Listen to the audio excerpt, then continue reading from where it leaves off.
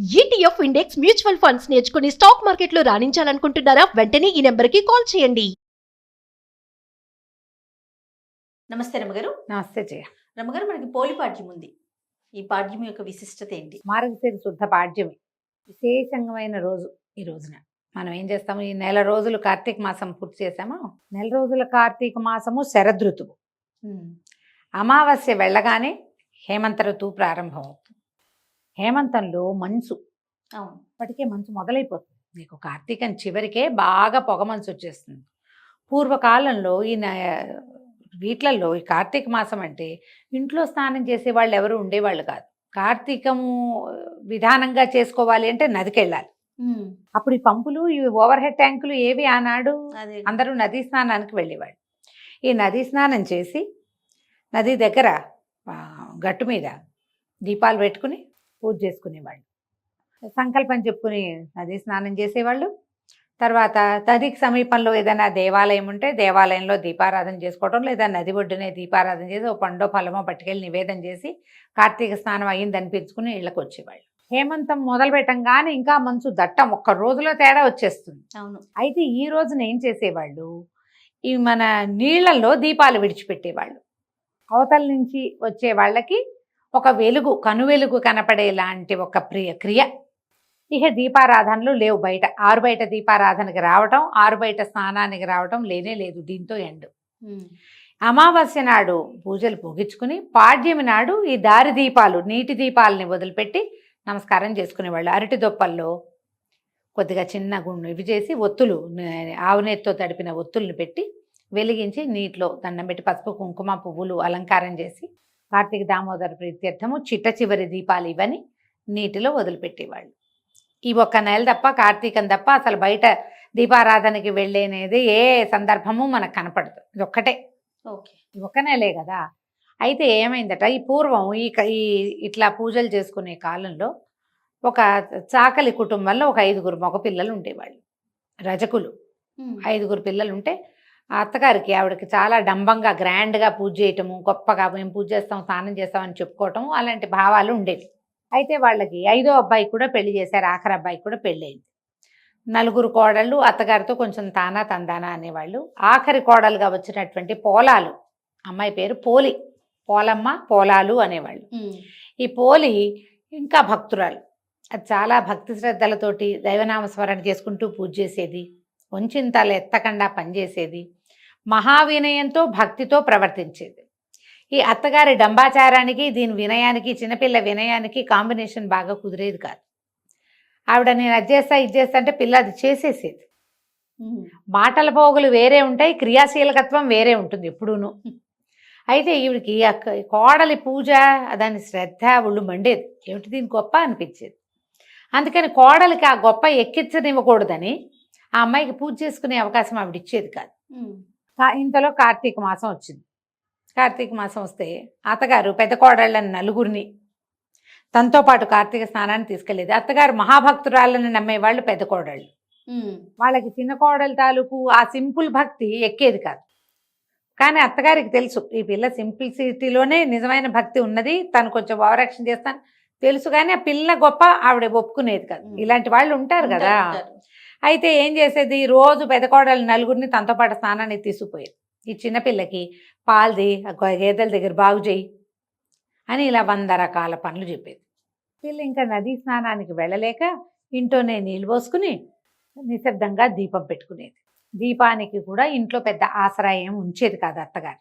పిల్ల ఏం చేసేది, రోజు మజ్జిగ చేసేది కదా. ఆ కవ్వానికి కొంత జిడ్డు ఉంటుంది.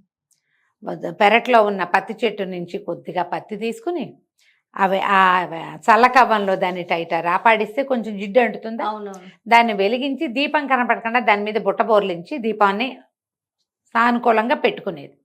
అత్తగారు వచ్చేసరికి దీపం వెళ్ళిపోయేది కూడా. దీపం పెట్టిందని పెద్దగా ఎవరికీ తెలియదు.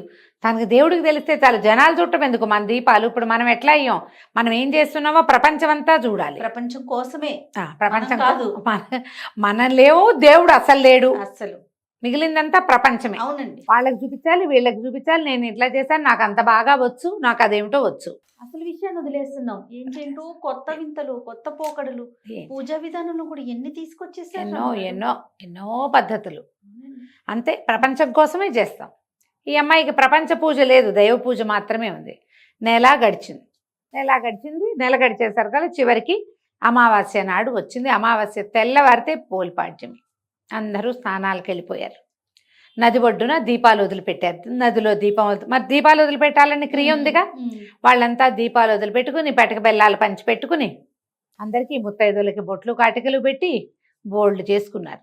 ఈ పిల్ల అయ్యో ఈ ఆఖరి రోజునైనా నీటిలో దీపం వదిలిపెట్టలేకపోతేనే ఇట్లా చేసుకున్నాను అని ఏం చేసింది, మళ్ళీ కాస్త ఒత్తి తీసి చిలికిన వెన్నని ఆ ఒత్తికి పట్టించి దీపం వెలిగించి ఏం చేసింది, దండం పెట్టుకుని నీటిలో వదలాలి. వాకిట్లో చాకటి బాణ ఉంది, వాళ్ళకి చాకింటి బాణ అంటారు. పెద్ద బాణలు ఉంటాయి రజకుల దగ్గర, ఇది వరకు ఉండేవి. ఇప్పుడు ఏం చేస్తున్నారో అని కమ్ము బిడవటం అని ఒక పద్ధతి ఉంటుంది. కమ్ము బిడవటం అంటే ఈ బాణని పొయ్యి మీద ఎక్కించి కింద మంట పెట్టి చవుడు సున్నము అవి వేసి బట్టలు, తెల్లటి బట్టలు అందులో పడేస్తే నీరు కాదు రంగంతపై తెల్లగా బట్టలు ఉడికి వాటి మధ్యలో ఇంచి ఉన్న మురికంతా పోయేదన్నమాట. కమ్ము పిడిచేవాళ్ళు. అదొక పద్ధతి ఉండేది. నా చిన్నప్పుడు నేను కూడా చూసేదాన్ని, నాకు బాగా తెలిసేది. బట్టలు కాగులో వేసేసేవాళ్ళు అనమాట. ఈ పెద్ద బాణ ఎక్కువ బట్టలు జాడించడానికి కూడా ఆ బాణ వీలుగా ఉండేది. బాణలో నీళ్లు ఉన్నాయి. ఈ అమ్మడు ఏం చేసింది, ఈ దీపం వెలిగించిందిగా, వెలిగించిన దీపాన్ని బాణలో వదిలిపెట్టింది. బాణలో అది ఇట్లా కదులుతో దండం పెట్టుకుంది. ఇదే నదనుకో నాయన, ఇదే నదనుకో, నేను ఇంతే చేయగలుగుతాను, కానీ పద్ధతి విధానం మాత్రం మానకుండా దండం పెట్టుకుంది. ఎప్పుడైతే ఈ పోలి నీటిలో వదిలిపెట్టి కార్తీక దామోదర ప్రీత్యర్థం ఈ దీపాన్ని వదిలిపెడుతున్నానని పెట్టుకుందో, వెంటనే వైకుంఠంలో ఉన్న విష్ణు పార్షదులకి ఆజ్ఞ వచ్చింది. భూలోకంలో ఫలానా ఒక పల్లెటూరులో రజకుల ఆ ఇంటి కోడలు ఆఖరి పిల్ల పోలి ఆ అమ్మాయిని తీసుకురండి అని. విమానం వచ్చింది. విమానం దిగుతోంది. పైనుంచి దిగుతుంటే ఈ చెరువు గట్టునున్న వాళ్ళంతా చూశారు. చూసి ఆ కోడళ్ళు అన్నారు, ఆహాహా మా అత్తగారు అద్భుతమైన భక్తురాలు, నెల రోజుల నుంచి తను దీపాలు పెట్టింది, తను స్నానం చేసింది, తను మంచి పని చేసింది, మాతో కూడా చేయించింది, మా అత్తగారి కోసమే విమానం వస్తుంది అనుకున్నారు. విమానం చెరువు గట్టున ఆగల, నది ఒడ్డున ఆగకుండా ఊళ్ళోకి వెళ్ళింది. ఊళ్ళోకి వెళ్ళి ఆ అమ్మాయిని, ఈ పోలమ్మని చేతులు పట్టి లోపలికి తీసుకున్నారు. విష్ణుమాల వీళ్ళు ఎలా ఉంటారంటే విష్ణు పార్షదులు సాక్షాత్ విష్ణు స్వరూపులుగా ఉంటారు. శంఖచక్రాలు ధరించి పద్మమాల అలంకృతులుగా ఉంటారు. మెడలో తామర పూల మాలలు ఉంటాయి. పెద్ద పెద్ద విశాలమైన నేత్రాలు, తిరునామాలు, సాక్షాత్ విష్ణు స్వరూపులుగా ఉంటారు. మీరు గమనించండి, విష్ణువాలయాల్లో గుమ్మానికి అటు ఇటు జయ విజయులు నుంచుంటారా, వాళ్ళు ఎట్లా ఉంటారు, శంఖచక్రాలు ధరించి శంఖచక్ర గదా పద్మహస్తులుగా ఉంటారు. మెడలో పద్మమాల అలంకృతగా ఉంటారు. రెండు మెడలో పువ్వుల దండలు ఉంటాయి. ఆ దండ ఏదో పువ్వులు కాదు, పద్మాలే. అవునండి. ఇక్కడి నుంచి ఇక్కడికి నేత్రాలుండి పెద్ద పెద్ద పట్టివర్ధనాలు ధరించి సాక్షాత్ విష్ణు స్వరూపులుగా ఉంటారు. వాళ్ళు ఎక్కించుకున్నారు అమ్మాయిని. ఎక్కించుకునేసరికల్లా విమానం చెరువు గట్టు మీద నుంచి వెళ్ళంగానే అమ్మో పోలికి విమానం ఎక్కేసింది, దాన్ని తీసుకుపోతున్నారు, నేను మాత్రం ఎందుకు వెళ్ళకూడదని అత్తగారు ఏం చేసింది, ఆ విమానంలో కొస కూర్చుని కాళ్ళు వేళ్లాడేసుకున్న పోలమ్మ 2 కాళ్ళు పట్టుకుంది అత్తగారు.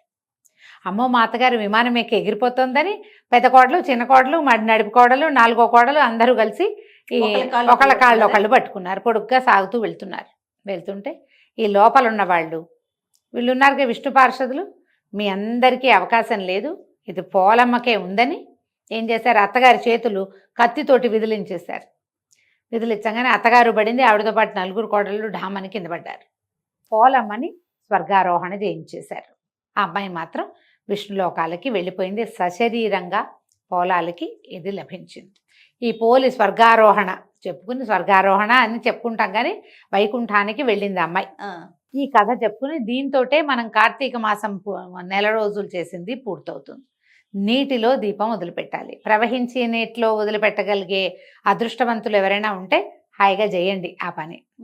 మనలాగా సిటీలో ఉన్నవాళ్ళు అలాంటివి చేయలేం కదా. అందుకని ఒక టబ్బులో నీళ్ళు వదిలిపెట్టి ఆ నీటిని కదిపి ఆ దీపం నడిచేలాగా చేసినా కూడా మంచిదే. అవకాశం ఉంటే అట్లా చేసుకోవాలి. మొన్న కృష్ణానదిలో స్నానం చేసి నేను అక్కడ మాత్రం దీపం విడిచిపెట్టి వచ్చాను. అవకాశం కుదిరింది, వెళ్ళాను. ఈ సంవత్సరం 2 రోజులు వరుసగా కృష్ణ స్నానం చేశాం మేము. అప్పుడు దీపం వదిలిపెట్టాను. సరే కార్తీకంలో ఎప్పుడైనా మంచిదే, చివరి ఈ పాడ్యమి నాడు చేస్తే ఇంకా అది ఎక్కువ విశేషం. మీ మీ అవకాశాన్ని బట్టి చేసుకోండి. పోలిపాడ్యంతో మనకి కార్తీక మాసం వ్రతం పూర్తయినట్టు అనమాట. ఈ రోజున ఏం చేస్తాము మనము, ముత్తైదువులు ఎవరికైనా తాంబూలాలు ఇచ్చుకోవచ్చు. తెల్లవారుజామునే దీపాలు విడిచేస్తాం, రాత్రి కాదు, అవును. తెల్లవారే. పాడ్యమి తెల్లవారుతూనే దీపం విడిచిపెట్టేసేయాలి, స్నానం చేయటం. దీంతో కార్తీక స్నానాలు కూడా ఎండనమాట.